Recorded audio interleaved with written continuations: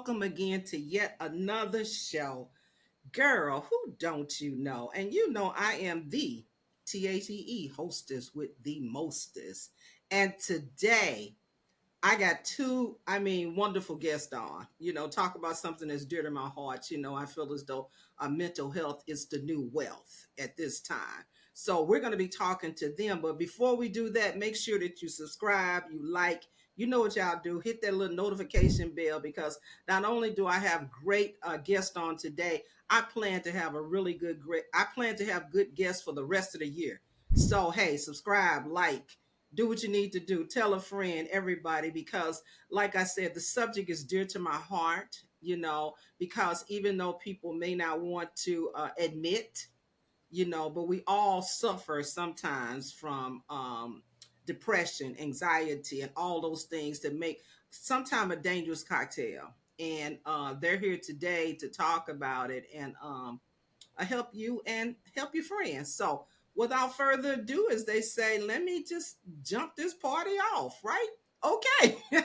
So, I have Jermine Alberty and I have Dr. Rose M Jackson-Beevers, and they are the author of Bottled Up Inside African American Teens and Depression. Now, the first question I asked them when we was behind the scene, I call it my green room, right? When we behind the scene about this book, it talks about teens and depression, but given the climate that we're in right now, the new administration, people losing their jobs, and and I think we wouldn't even really recover from COVID-19 yet, and then we're hammered with yet something else that's affecting everybody. So I really want to know about this book, and tell me why this book is so great. And Rose, I think you got a cover that you can show us that book. Can you show me that book? And let me just go on and put the plug in right now. You need to go and get it. All right. So you need to get it. There you go. Whoop! You all brought it up at the same time. Okay, this was not planned, but pop. Okay. There you go. So you need to go and get this book. It's never too early for a gift, right? So as they say, Christmas in July or whatever type of faith that you practice, get the book. All right, it's on Amazon, I believe.com. Just go there. So let's talk about this thing, about your book. What's in it? And tell us why you need to get it. All right. So go for it. Jermaine, I'm gonna start off with you. Well, the question you asked was just because the title says African American teens and depression in this climate, is it okay to have material specific to certain populations? And the answer is yes. And the reason why we specifically spoke about African American teens is because there's not a lot of content out there specifically dealing with the African American population. And so while this was written with that population in mind, any teen can, and parent and adult supporting a teen can read this book and be helped. We have a total of about 14 chapters in this book, Okay. and each chapter deals with something that we think is pertinent to be aware of. What is a mental health challenge? What is mental illness? What is depression? We wanted to talk about risk factors and protective factors. And then we wanted to talk about this important thing where anxiety and depression go hand in hand, grief. Grief. There's a lot of people grieving. And sometimes we don't grieve properly because of our anxiety and our Mm, depression. And then we talked about suicide, a really important topic because the suicide rate has increased in the African American population. I think that's more due to reporting now than it is to anything else because of the stigma of suicide. Back in the days, we made up excuses of how folks died when they died by suicide. wow. And so now I believe because we are dealing with that stigma, we're seeing more reporting of people dying by suicide. And then we talk about the youth in crisis from a youth and parental perspective. And in this story where I come in, as I share a story about my son who was 17 at that time, who had his first suicide attempt, and how I used a model to support him that we call the HELP model, which is hear, engage, learn, and plan. And then Rose and I thought we should create action plan case scenarios so that parents can actually walk through those case scenarios and other adults and see how they can use the help model to support a young person. So really, this book can serve as a handbook, if you would, to just think about how can we support young people in general that may be dealing with depression.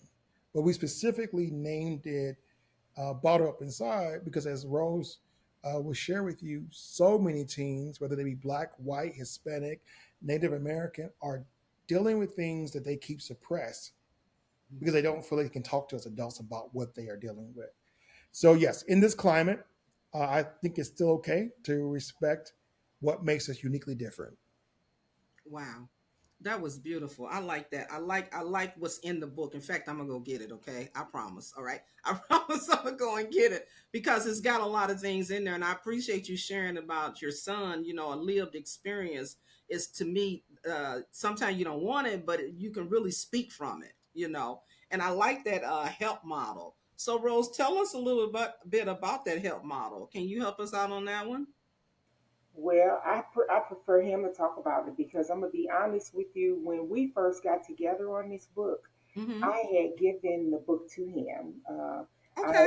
Yeah, I gave the book to him because I wanted him to review it after I had worked with some young people in a focus group Wow. to Mm-hmm. talk to them to see what it was that they liked about the book.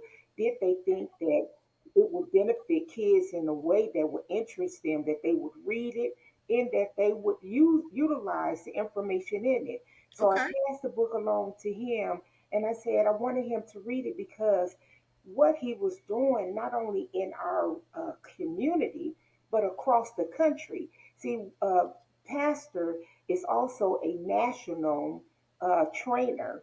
He Okay. trains people in mental health first aid. Yeah. So he's going all around the country, not only just being an instructor, but he's working with youth leaders, he's working with churches, he's working with schools, organizations. So he's out there, and I wanted him to read it. And he came up with this health model, Oh, and he okay. talked to me about it. He shared it with me, and I was like, man, this is phenomenal. So Okay. I'm gonna let him explain it because when he came to me and he shared it with me, you know me, I'm not ever gonna take anybody credit for anything. Never. He shared it with me, and I was like, go for it. We need to put this in here. Now, we worked this book. We did chapter.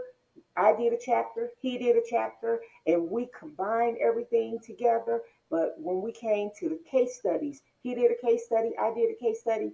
But he worked this help model, and I ain't stealing nobody's work now. So he Don't gonna try. explain to Don't you try to. this Don't help try to take it, Rose. model. Rose, don't try to take his stuff now. Don't Hey, hey, take hey. nobody's stuff, baby. Yeah. I ain't gonna have it. I ain't gonna have it I either. ain't gonna have Okay. it. So let So tell so me, tell me about the help model, so please. Help me. Help me out. so Help me first of all, out. let Okay. me just say this. I first of all, I'm so excited that in June 29th that my son actually will be turning 27 years old. Wow. So it's been almost a decade since his first. Yes. And so we were sitting in a drive-through because he would only eat Sonic bacon, uh, cheese toasters. That's all he would eat, and cranberry juice. He would eat nothing else. So Wow. we are at Sonic's, and I said, "Will his real self talk to me?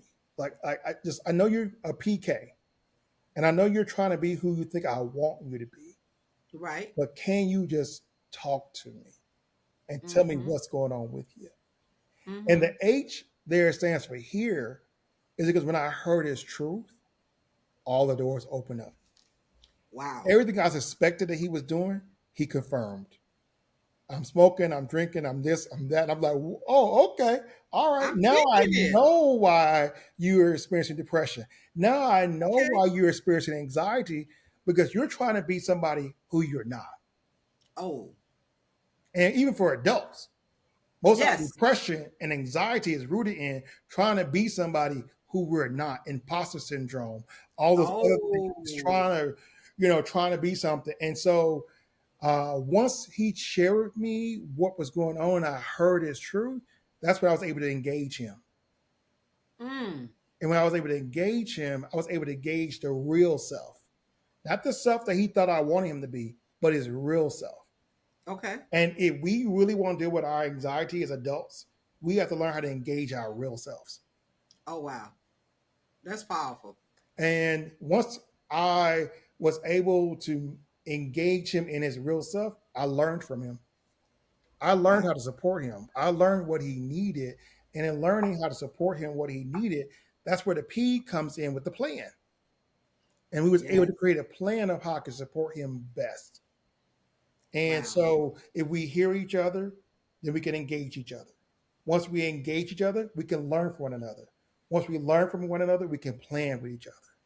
And that's Yes. how we can support each other, whether it be youth or adult, when we're dealing with depression, anxiety, and self-medicating with whatever form of substance that we need in order to deal with our anxiety or our depression.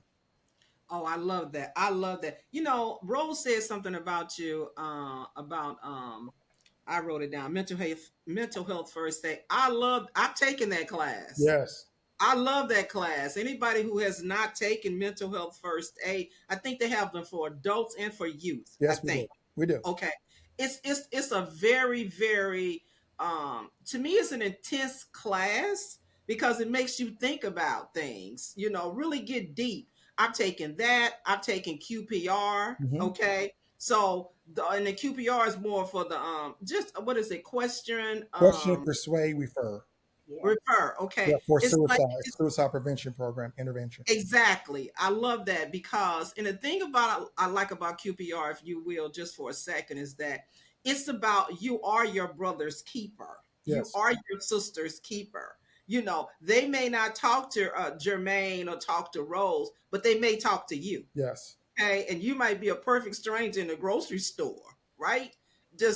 And they just feel as though they could connect to you. So getting these classes, QPR, learning that, getting the mental health first aid is what you need in order to make sure that you are your brother's or your sister's keeper. So Absolutely. I just needed to put that in there because it's important to understand that if your mind is not clicking right, you're not clicking right nowhere else. Okay, no matter. And you said it right with the imposter syndrome, all that stuff start to come together. And I talk about a dangerous cocktail because we can understand whatever you mixing together and stuff, you're not going to be too happy, Yeah. right?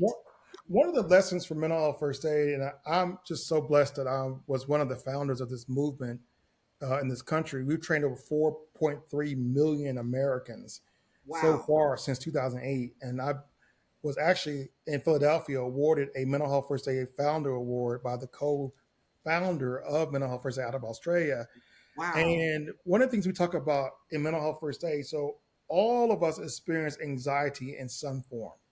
In Yes. some form, we experience anxiety. Mhm. The difference with regards to a mental health challenge is what we call what's the difference. And so we Okay. call what's the difference or what the diff. The difference is the duration. So the duration of the anxiety. So this is diff, the duration. The I stands for the impact. How is it Mm-hmm. impacting your life? And the F stands for frequency. So think Oh, about that when we're talking about yes. how can this anxiety be moving from just typical anxiety, and I want you to hear that word typical, not normal, Right. because normative, what's normative for one is not normative for others. So what is typical for me may be if I wake up in the morning time I can't find my shoe, I lose it. That could be typical, maybe, right? For another person, it could be I can't find my keys. That could be typical for somebody, That's right? it. That's And they it. just I'm done lose it. for the Where day. my keys? I'm Where my done. keys at? Where my shoes at? Right? That could be Right, typical. right. It's just typical, right? And they just shut down. They're done. But with regards to a mental health challenge, it's about does that anxiety live with you all day long? So the Oh, duration, does it impact you to the point where you can't go to work? You can't engage persons? Or is it so frequent that this is not just one day, but 2 days and 3 days and 4 days that I'm dealing with this? So, what's the difference between anxiety that's typical versus what may be a mental health challenge? Is duration, impact, and frequency. And if people can keep that in mind, mm-hmm. like, oh my goodness, this has been going on for a couple of weeks now. You just might want to talk to somebody about that if it's been Mhm. going on for a period of time, because it could be moving from just typical to something that could be more serious. Right, right. So when I think about anxiety, and you hit it right. Everybody got it. You know, Hmm. we all have some form of anxiety. I mean, you gave an easy one. You can't find your Hey, keys. find your Okay, keys. you can't find. Let me tell you the one I have. I have the one I can't find my car in the Mm, parking yes, yes. lot. That's an anxiety of mine, and I know all I gotta do is click the little thing, and I should be able to find it. But I'm still so anxiety ridden by it. But one of the things that I do to try to calm it down, let's talk about coping, right? Hmm. One of the things that I do is that I park in a place where I can see the J or the JC Penney. Mm, Okay. And so I can find my way back by turning back. Okay, I parked by this J, so I know that my car, and I don't know why I can't find my car every time. Okay. I park in different places. So I have a coping mechanism, if you will, for trying to calm that anxiety down, because I know I'm gonna be done. I'm gonna be done. I'm be like, oh God, I can't find my car. And I got one of those little things that is finding hmm. for me, but I still can't find it. And the So difference, that's an anxiety. yeah, and the difference is like with you for those moments you have developed a coping strategy that says if I do this here, it's going to help ease my mind because I know it's by here. Mm-hmm. And with people who have illness, sometimes despite those strategies, they still have intense anxiety, right? They still Mm-hmm. have it. And sometimes it's not even rooted in fact or rooted in something they should be anxious about, but it's just there. And so that's why it's called that of a illness because it's been diagnosed by a physician or a therapist or a counselor because what Mm-hmm. you probably have shared with them is I try to get rid of this anxiety and it just will not leave on its own. Mm-hmm. With you, you know, once I say that J, I know where I'm going. I know where I'm going. I got Somebody it. I'm somebody cool. else, they may done all that and still cannot avoid having a panic attack because it just comes over them. Right, So right. Sometimes yeah, it just depends too on the severity of it. absolutely. As for me, if I worry, I'm a Hmm. worry part. I think sometimes I care so much about people, Mm-hmm. and when I start to worry, I realize it. And what I do is I handle my breathing. So Hmm. because I know that, I just start doing a little small, catching my breath, breathing, and I said, "This is not my issue. This is not my issue," and I breathe it away, and I'm done with it. And I offer a little prayer, and I'm going by my business. But in the past, that was really difficult. But I would get into this full blown anxiety, rapid heartbeat, panicking, sweating, and all this other stuff was happening to me. I, I'm like, I'm not going through that. I didn't get to the place where I had to go see a doctor or anything like that because I was trying to control it. But it just Mm-hmm. depends on the severity of it. Some people do have to go, to the doctor and help get control of it.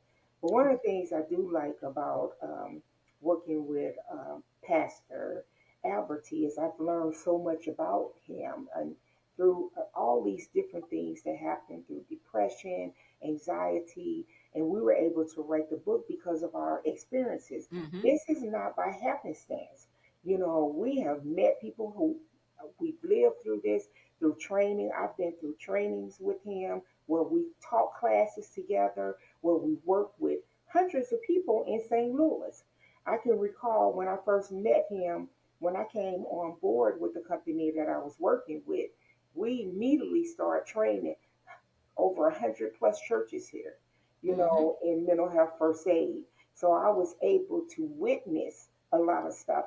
So this helped us create the foundation for the work that we do, the book that we wrote. So we know that this is tested, this is true, this is good work, good trouble. So we were Hmm. able to make sure that it's something that really works. And we're proud of the work that we were able to pull together, you know. And so I know somebody, girl. I know somebody. We talk all the time. He flies all over the country. When I'm able to, I laugh about that. I see you laughing because I was telling him when you sent the email to him, and he was like, "I never got the email. What's her name?" I was like, "You probably don't recognize it because I gave the initials. It was like, girl, who don't you know? You know, and I say, because she knows a lot of people. And I'm like, I do too. You know, he's in Vegas. That's where you know he's at right now. But you know, I can reach him anywhere in the country because he's training all over the country. But when I need the information or I need to share something or somebody reached out to me and wanted me to do a topic, you know, to train at a level that was so Right. high, I thought it was too much for me to handle. I would call him and he was like, no, I think you can do that. This is what you need to do. This is how you handle it. So he was giving me the confident level where I was like, they pushing me a little bit too high in this area. I don't think I can do It's a that. little bit too So high. I can't breathe. I can't breathe. I But you know, can't breathe. Rose, that speaks to an anxiety as well. Okay, and you kind of told me that you're like, no, Marilyn, no, I need him.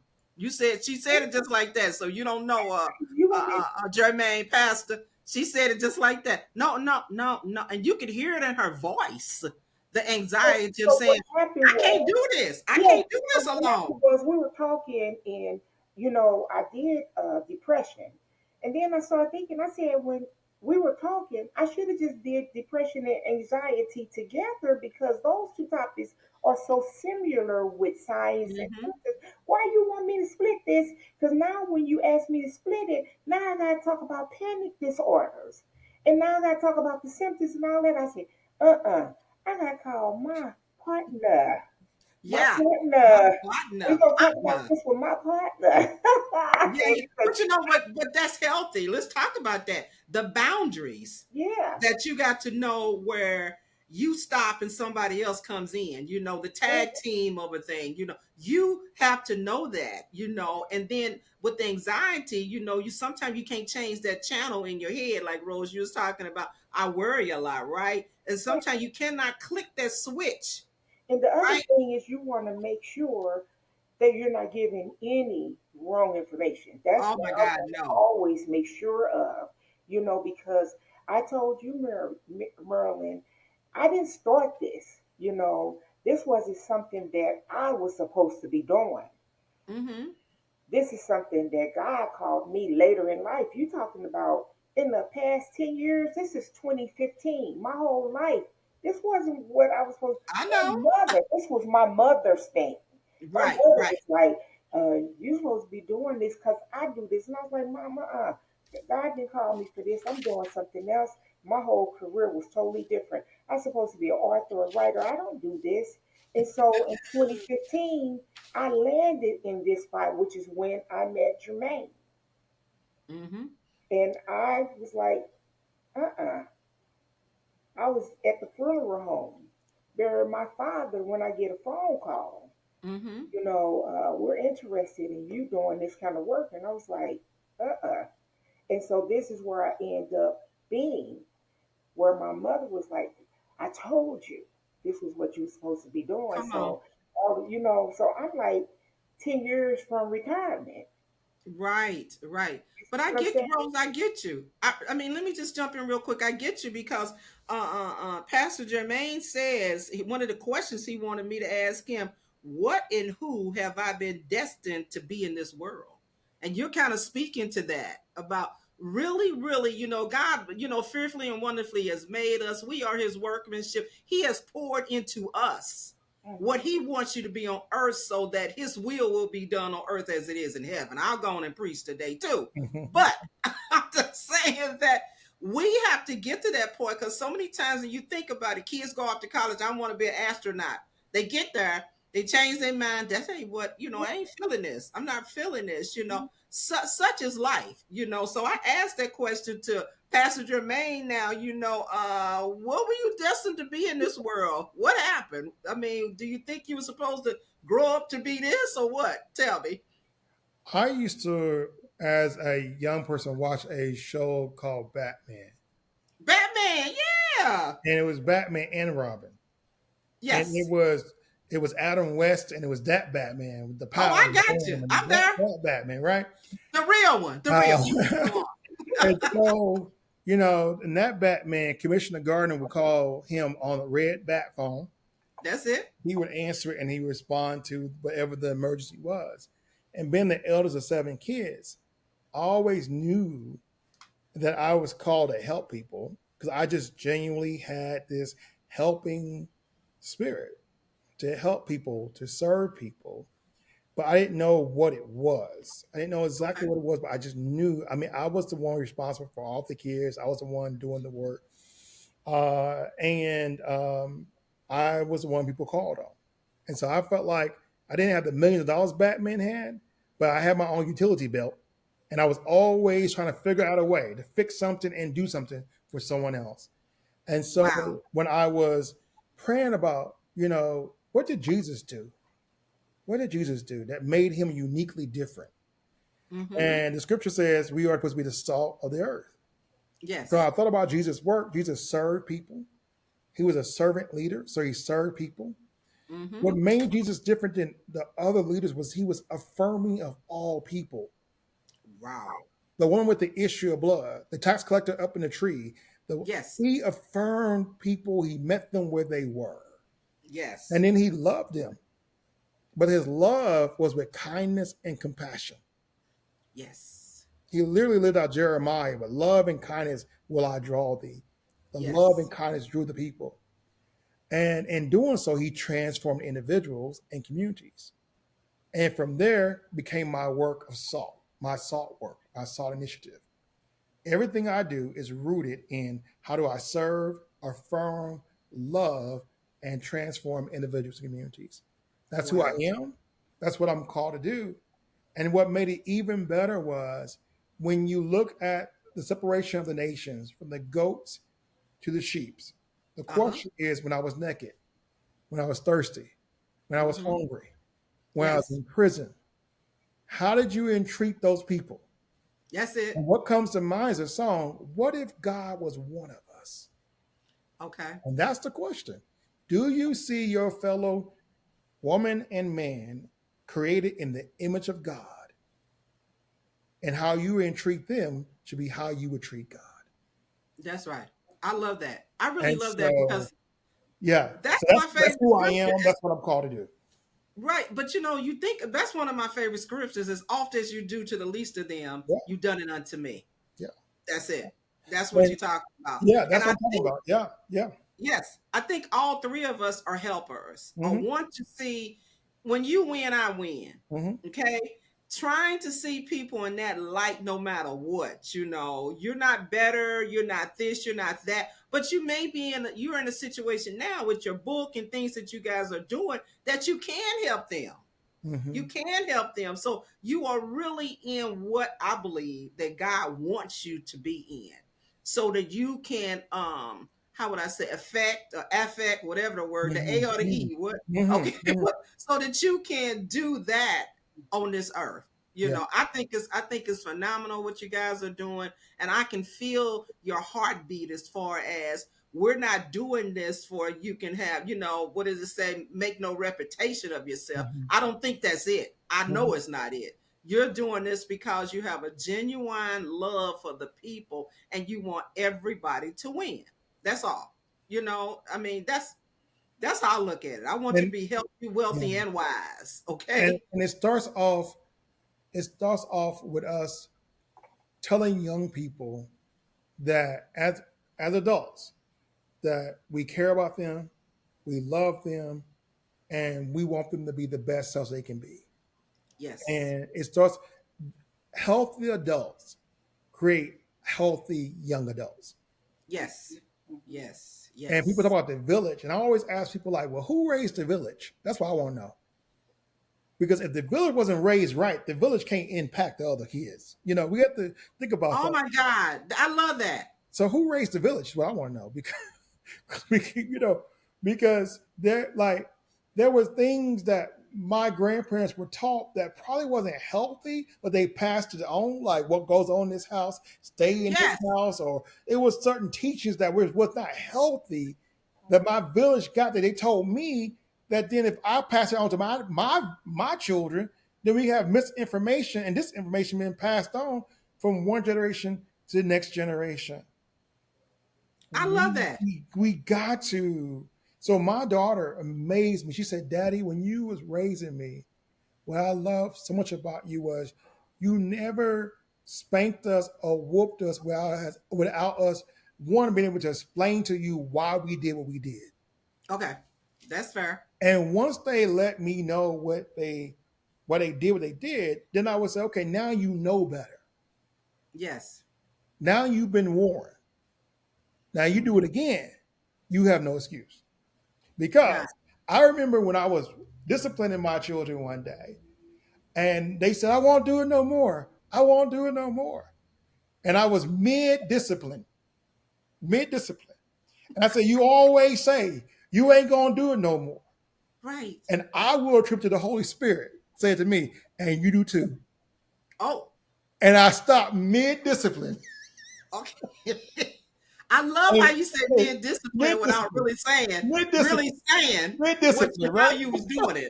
You ain't saying how you was doing. You say I am not gonna get in You trouble. use Hello. your imagination. Mid discipline. And I said, go sit down somewhere. Because I got convicted because you say what you want to do as an adult over and over again, but you still keep doing it. That's And right. then the conviction came to me was, did they know your expectation?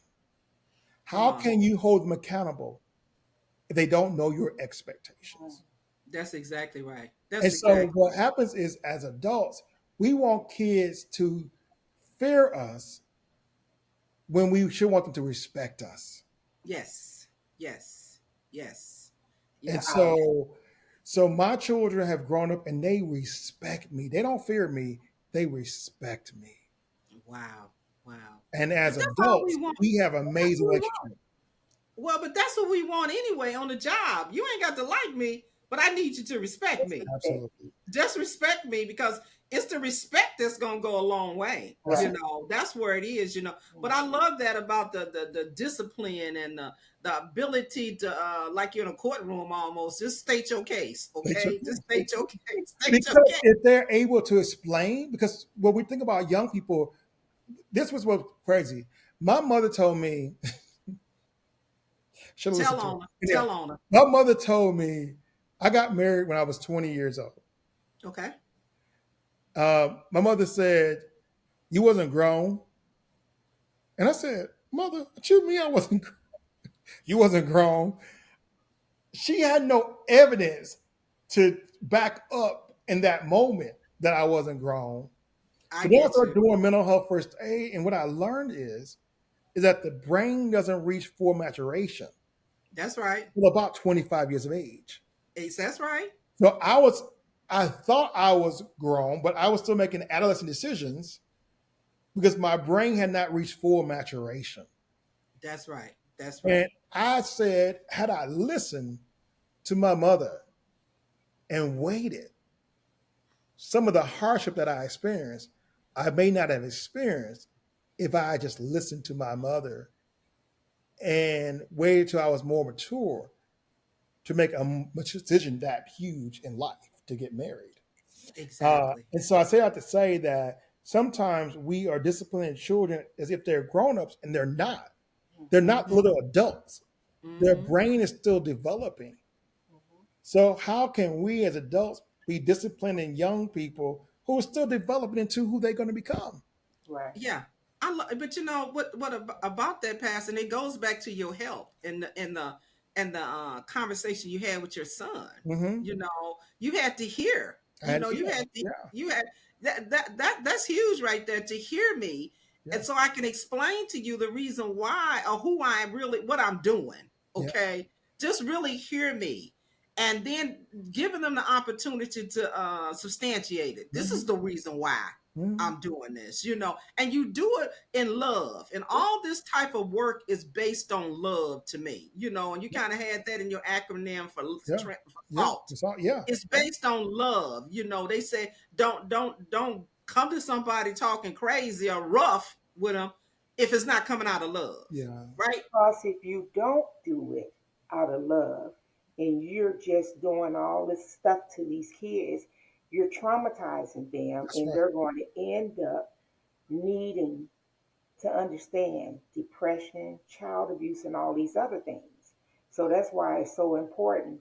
And that's how I ended up with my mom. I was telling you, my mom was involved in all of this mental health because she was being abused as a young child, but they didn't understand abuse, nor did her mother, who was forcing them to take all this nasty medicine. I can't remember what cold, what was the Castor. cast off, forcing them Mhm. to take it, I even do. though they was throwing up and making them take it over and over until they could take it. You know, she didn't care if they was throwing up.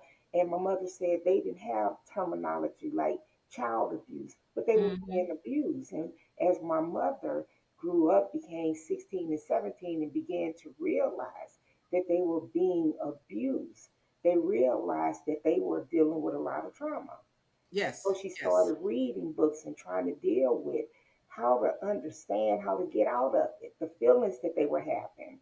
And so that's why it's so important for us to do things in love and to explain, like Pastor was doing with his kids, you know, Hmm. talking to them, letting them know why something was happening, asking them, do they understand, and really, being involved in a child's life instead of just being on them, trying to discipline them Mhm. without Right, explanation right, so that they right. don't have to go through what we're trying to deal with now at a later age I with love all that of book. this, all this stuff bottled up inside of them because they don't understand. They're walking around thinking that there was no love in their life. They didn't understand how to deal with all of this pain that's bottled up inside of them that's about to explode. I And what love it. So, Rose is really describing, and the name we have to right now is we call them adverse childhood experiences. aces. You know, Yes, ACEs. aces. There's a series of questions specifically designed for ages 0 to 17 that if you have had these experiences, you are at greater risk of developing physical health and Mm. mental health challenges. Yes. And when I did my ACE uh, exam, I had 8 out of 10. Whoa. I answered 8 out of 10 of those questions, which is, have you experienced physical abuse? Have you experienced sexual abuse, emotional abuse, physical neglect? Have you experienced emotional neglect, mental illness in the household, somebody with a mental illness? What about an incarcerated relative? What about a mother who was treated violently? What about substance use in the household? What about divorce and separation? I answered yes to 8 of those questions. Wow. But 10 I mean, questions, 8 of those. Yeah. that speaks to it and stuff. But hey, we are out of time. My Okay. goodness.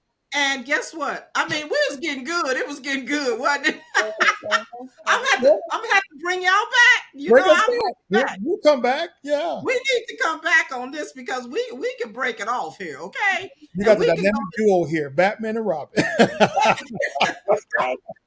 I want to You just got answer your that hands. damn phone, okay?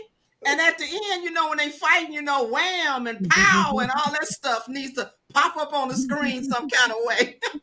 Because we have definitely went there and a nice, clean, moderate, loving manner to basically say what. And I'm gonna let you say your last words, Pastor, and I'm gonna let you, Dr. Rose, you go for it too, and then we'll end this up. So you go ahead on what you want to say, Pastor. If you had one time to reach some kids or reach people, tell me. I would tell them you're not alone, Hmm. that recovery is possible, and don't give up the fight. Don't give up the Love it. fight. Don't, please. Don't give up the fight.